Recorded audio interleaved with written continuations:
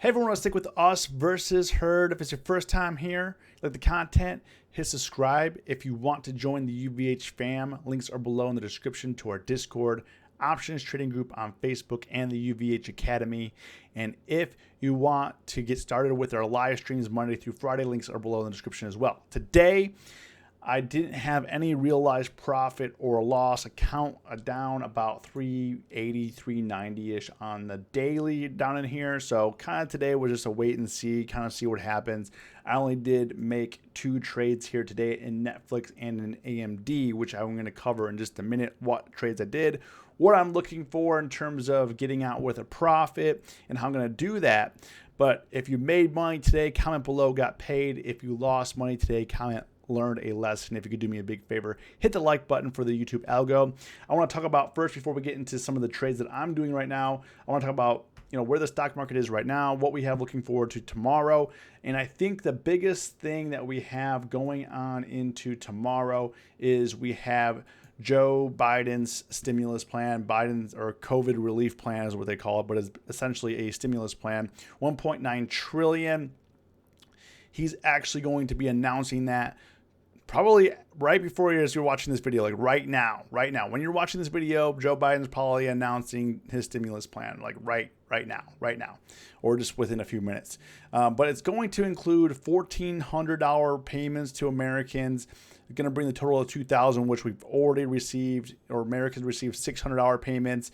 Increase the federal per week unemployment benefit to $400.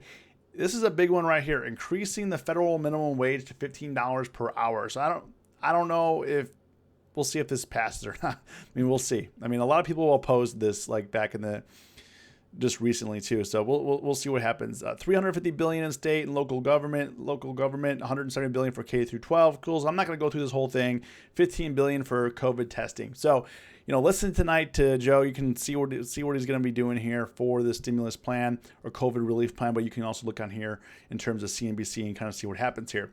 Powell also came out today with a speech, which we were looking for. Not going to see any interest rate hikes as long as inflation stays in check. Now, they says if inflation starts, getting a little crazy, they're going to raise rates, and they will not hesitate to do so.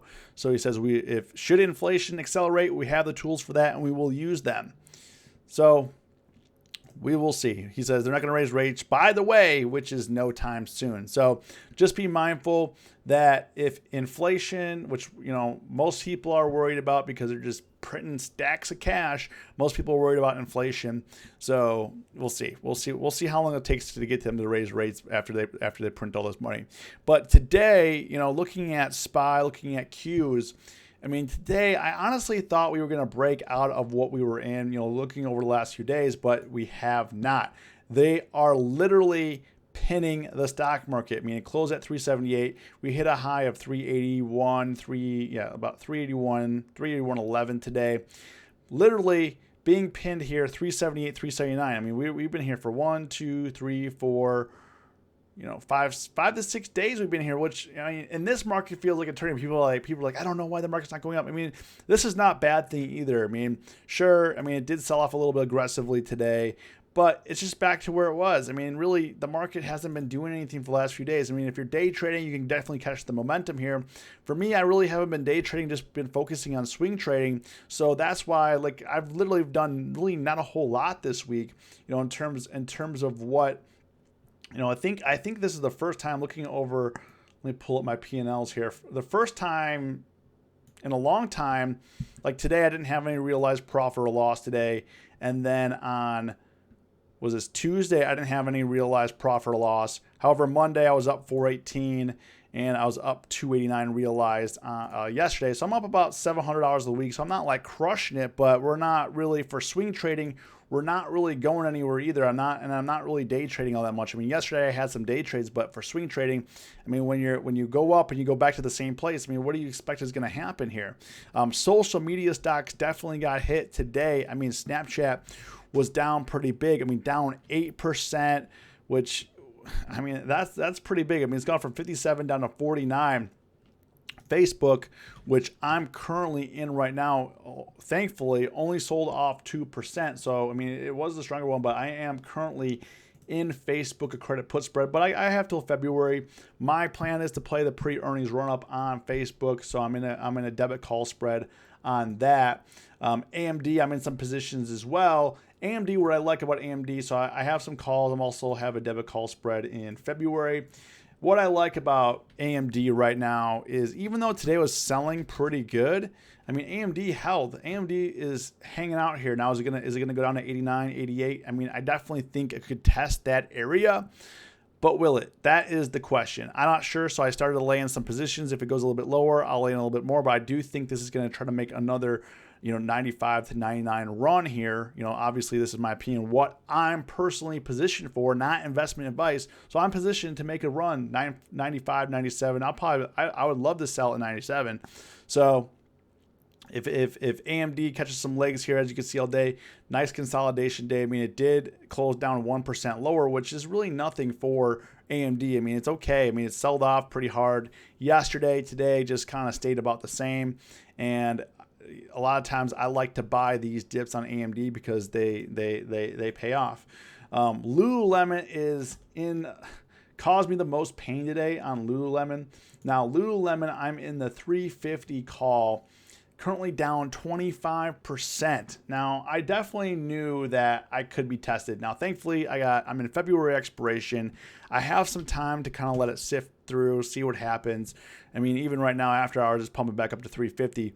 But, I mean, look at what happened on the weekly. It's pumped, sold off, pumped again, sold off, pumped again, sold off. So, they're kind of bleeding out contracts. But if you look at the 1 year again, I mean, it's just chilling right here at the bottom of the range, just hanging out here. So I do have an alert for 345. If Lululemon hits 345, see what my options are, see if I want to double down, see what the price action is, see if I want to just cut the position loose, see if I want to cut the position loose and maybe sell some premium. That usually works out pretty well for me. So if I have like a naked call or naked put and I'm on losing, what I'll do is I'll take that risk off and go into a safer option, which would be selling a credit put spread, selling a credit call spread. But in this case, probably would be a credit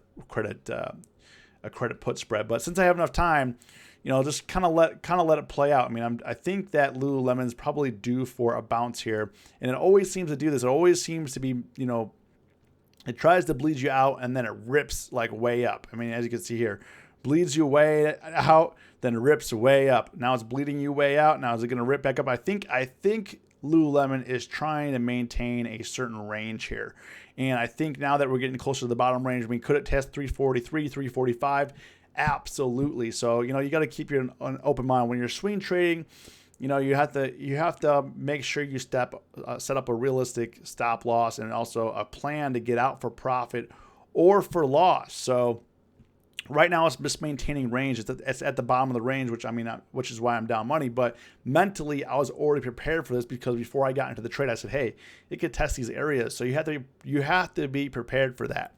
You have to be. Now, snow is another one that is kind of, getting pinned as well. So snow, it closed at 303, but today was the first day in 4 days it closed above the 50-day moving average. I think it's going to try to make a push to 320, 340, but I mean, we'll see. Last time it hit 325, sold off. So I was up a little bit of money on that today, but I'm in a couple different positions on that for February and in January. So this January position needs to be figured out by tomorrow, or otherwise it might be, max loss. But I am, as you can see here, already up a couple. I'm up about 250 to offset this loss in here. So we'll see what happens. We'll see what happens with snow. But I think snow is gonna push up. The only reason why I didn't close it is because I think that it's gonna push up tomorrow.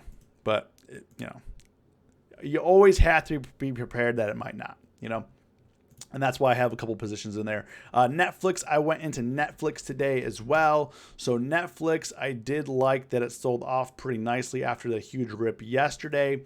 Now, I got a fairly cheap debit, let me see here. Here we go. Sorry, my screen was messed up. Debit call spread. So I'm long the 510, short the 520 currently. So it's only down $30. I think that Netflix, they're going to have earnings here coming up in a few weeks. I think it's going to try to bounce to the 520, 540 range.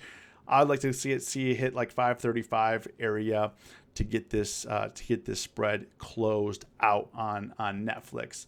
And then I have, let's see here, mRNA was another runner today. mRNA, I wish I went in with some naked calls, but I just did a credit put spread because I really wasn't sure. Like, I don't normally trade a lot of pharma, so I went with the safest option was just to sell some premium in the put side. But a friend showed me the chart. It looked really clean, so I went in. He went in with an entirely different position than me. I went in with a credit put spread. He went in, I think, with a long debit call spread. So I went in with a credit put spread, and I definitely wish I went in with the debit because today was pretty explosive, which I was not expecting because Johnson & Johnson had that news that kind of brought mRNA down after hours last night. And Johnson & Johnson's pretty much. Didn't really do anything. Johnson & Johnson's up $2. mRNA was up way more, so it was kind of crazy how that whole thing worked out. And that's why I don't really trade a lot of pharma because it's basically unpredictable with the trials. Things happen outside of your control. Like for me, I try to control as many variables as I can when it comes to trading, so that way I can stay consistent. But sometimes, in pharma, you can't control the variables. You don't know when something's going to happen in a trial, whether it's phase 1, phase 2, phase 3, wherever. You don't know what's going to happen. And with mRNA, they have their vaccine already rolling out. I was just really surprised that was going to push up that high. GameStop, I don't know if anyone here, if you are trading GameStop, I'm definitely not. This thing is just out of control. Even after hours here. It's up to 43, 42 right now. This thing is just out of here. So I was actually going to sell some call spreads on it yesterday, and I'm definitely glad that I didn't do that because you're getting in front of a moving train right now. It's just ripping. DKNG is one stock that I've been looking at here, and again, for some reason DKNG can't close above 55. Like DKNG can't do it. Meanwhile, you have stocks like Penn. Penn ripped today. It hit 107. It was up 2%, up $2. It went from 101 to 107, gap down, and just ripped all day. DKNG can't do that. DraftKings can't do that. And then another one, DoorDash. I sold down in here. And this thing has ripped another $30 to $50 since then. DoorDash. It's just crazy. This is a crazy, crazy market in here. But you also can't let yourself get greedy. It's very easy to get greedy, but the market doesn't operate like this all the time. The market's not going to do this at all times. Like when you start getting greedy like this is when you probably start scaling back some risk. So I sold, I ran it from 140 to 170, 165 area because I thought maybe it might get rejected around this area. So I sold right here. It has since then ripped from 170 to 220. So if you capture this move on DoorDash, comment below. That's probably some insane gains. RK, I'm also looking to see if I could do something with. I want a little bit of pullback, even though it's going to bring down the market. I want some pullback down to like the 130, 135 range, but I don't know if we're going to get that on RK. So, we'll see what happens. But that's kind of my game plan. Watching what's going to see tomorrow. Tomorrow we have the bank earnings in the morning, so we'll see what happens with JP Morgan. If you watch this video to the end, comment watch to the end, and as always, stay safe, stay green. It's us versus herd.